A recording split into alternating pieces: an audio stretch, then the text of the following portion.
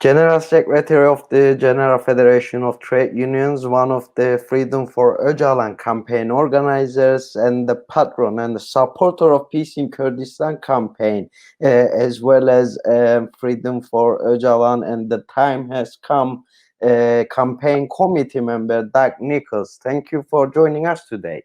It's my pleasure. Thank you. Thank you. Thanks. So it's been 4 years already since the campaign is running. Did you reach your targets during this period? What were you aiming at the beginning, and which point did you reach already? How effective the campaign was? Okay, well, we're a trade union-based campaign, and I think it's important that your viewers recognise that in Britain, the trade union movement is the main source, really, of international solidarity work, and it has been since the very formation of the unions here. And indeed, my organisation was responsible for all of the international work of the whole trade union movement at one stage. So we wanted to form a trade union-based campaign where the arguments and the discussions and the points could be debated in the official trade union movement, and getting all the unions to then support our campaign. So we think we've been very successful in that. It was launched at the TUC, which is the main trade union centre for all of our unions. And the TUC adopted a policy in support of this campaign and Freedom for Öcalan, which meant that officially this campaign is the official campaign of the British trade union movement. And that meant that unions would subscribe to us, affiliate to us, donate money for the campaign. They would have debates at their conferences. Their branches of members would get to understand the issues. They would see our information and propaganda and website, and they would become aware of the importance of this campaign and the huge injustice that's being done to Abdullah Öcalan. So that's an important basis for it. The TUC Congress, all the delegates held up a picture of Öcalan, and at the main rallies that we have in this country to support the working class movement at Durham and Tolpuddle and so on, you'll have seen that this cause has featured highly and been promoted officially from the platforms. So the biggest rallies that we have here for the trade union and working class movement have had speakers from our campaign, which has been great. Of course, we've recently had to do online rallies for supporters, which have been very successful, and a very high profile media campaign. So we think it's been a good 4 years. We are recognised as the main campaign supporting Öcalan as freedom. So it's been a good, successful start. We can always do more, and we're looking forward to doing more in the future. The time has come. The campaign was announced last week as a global campaign. So what is your mission on this global campaign as of the part of the UK? So what are your targets this year? What's your planning? Well, obviously, it's only just been a week away, so we're just getting to grips with a plan of what we can realistically do to assist and, most importantly, to intensify the campaigning, to get more people aware of the importance of this issue, and to say to politicians of all persuasions, it's not a left or right issue, it's a humanitarian issue, and it's also an issue about unlocking the key to peace and democracy in the most troubled region of the world.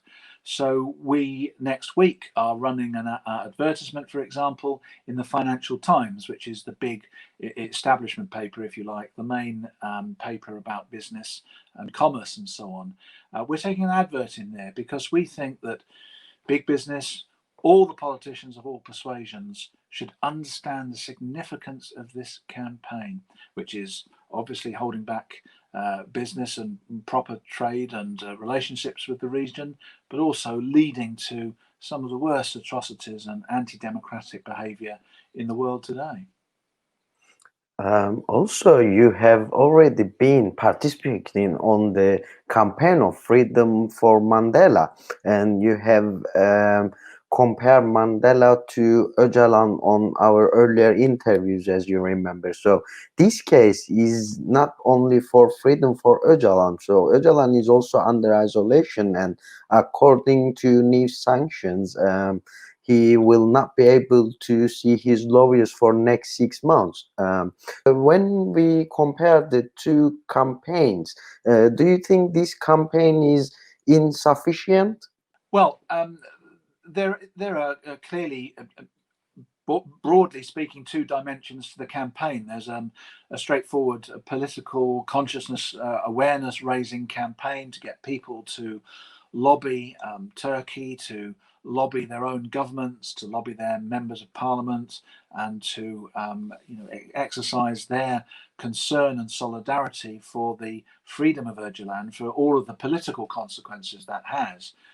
But clearly linked to that, very much linked to it, but of equal concern to all human rights activists in the world and all civil rights lawyers and all those who believe in freedom and democracy and who believe in the right to a fair trial and who believe in basic things like fair imprisonment and so on, that we haven't seen anyone in the world, have we? I asked this question last time, so no one still answered me fully, but I can't think of any political prisoner in the world currently who is in enforced isolation, prevented again now from the fundamental right to have access to his lawyers. I mean, it is a scandal and an outrage on a world scale if this kind of torturous imprisonment can still take place in any country. So that's a dimension to it that all humanitarians and all those concerned about civil rights and so on should really be taking up in every country in the world. The time has come. Campaign is supported mostly by unions in UK. Is there any connection with the European unions? Is there any plan to make them involved to the campaign as well? Well, I've spoken at European conferences, and a number of my colleagues in the campaign have as well. And we raise the issue very widely. We've taken part in international delegations to Imrali and so on, to with other colleagues from throughout Europe, and we've done our best to raise it through the European trade unions, and of course many of our unions are affiliated to international union organisations, and they've been raising it there as well. And we do need to do more of that for sure. But there's a bit of a difference sometimes between the British unions and those particularly in Europe, in that there is much the international solidarity work is much more integral to more of our unions than it is on the continent. So that's why there's such a strong trade union organisational base here, and we do as you rightly point out, we should do. We try our best to promote that throughout Europe and through the international global organisations as well, because it is a major world issue, isn't it? As you mentioned, the Öcalan is a key for peace for the region. Is also Mr. Öcalan is under isolation last 21 years now, and he's not been allowed to meet his basic human rights. What is Turkish state aiming by isolating Mr. Öcalan?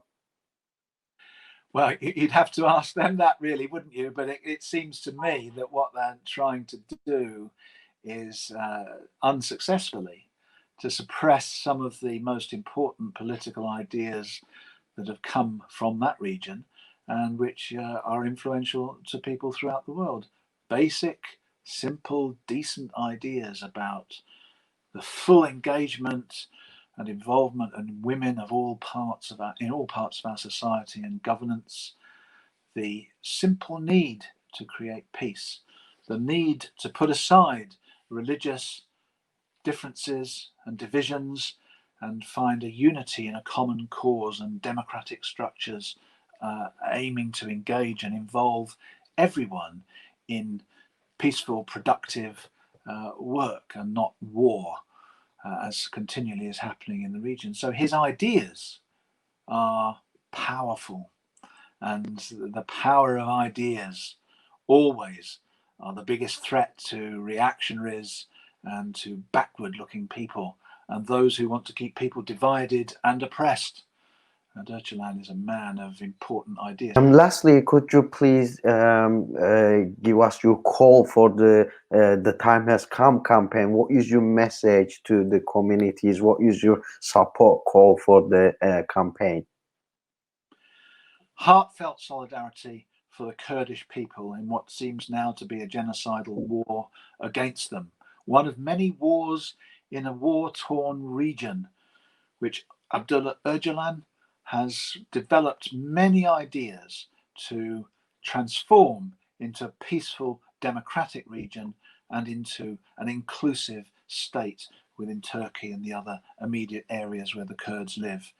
It's a campaign not just for the region, it's a campaign for all those believing in civil rights, freedom and democracy, and for peace in the world. It's the campaign for a most amazing person locked up for 21 years, mostly in isolation, without proper access to lawyers and family and so on, who, if released, would transform the region and thereby the world.